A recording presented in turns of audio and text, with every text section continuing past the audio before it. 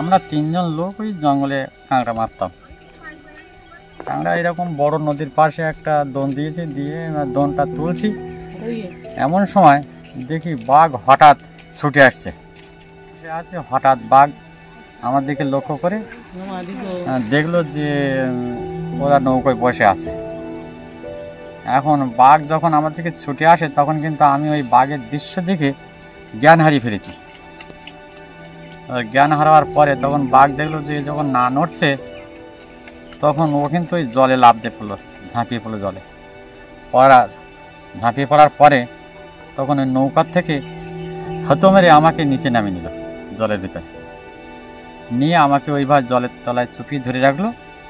দেখে অনেক সময় প্রায় 7-8 মিনিট পর্যন্ত আমাকে জলে চুপিয়ে যখন দম লাগা হয়ে গেছি সেই সময় কিন্তু আমার ও কানটা ধরে ফেলেছে।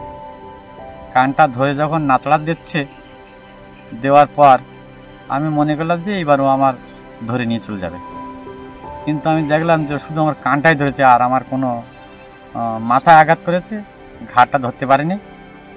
যার জন্য এই কানটা ধরে যখন ওপরে উঠেছে তখন আমার এক দাদা ছিল আর এক ভাইপো ছিল, তারা দুজনেই কিন্তু ওই বাঘের মাথায় বাড়ি মারে। বাড়ি মেরে বাঘ তখন ছুটে চলে যায়। জ্ঞান তখন ফিরে গেছে আমার, ফিরে গেলে কী হবে, তখন আমার ওঠার ক্ষমতা নেই। এই করে আমাকে তখন ওরা ওই ধরে নৌকায় তুললো। 2খানা বোটের রেঞ্জার সাহেব ছিল, তারা বললো যে কি হয়েছে, তাহলে এই অবস্থা হয়েছে। তাহলে কার নামে পাস ছিল, তাহলে আমার নামে, সরাসরি আমার নামে পাস ছিল। তারপর ওখান থেকে আমার গোসাবার হসপিটালে নিয়ে আসলো, নিয়ে এসে ওখানে 6 মাস থেকে 7 মাস চিকিৎসা করে আমাকে ছেড়ে দিল, ট্রান্সফার করে দিল।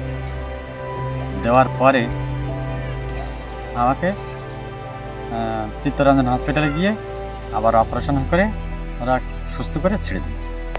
অ্যাক্সিডেন্টের পরে আমি আর জঙ্গল যেতে পারলাম না। একটা ছেলে আছে, ছেলেটা জঙ্গলে যাওয়ার চেষ্টা করে না, কারণ আমার অ্যাক্সিডেন্ট পরের থেকে সে ভয় খেয়ে গেল। তারা বাইরে ভেতর খেটে খায়,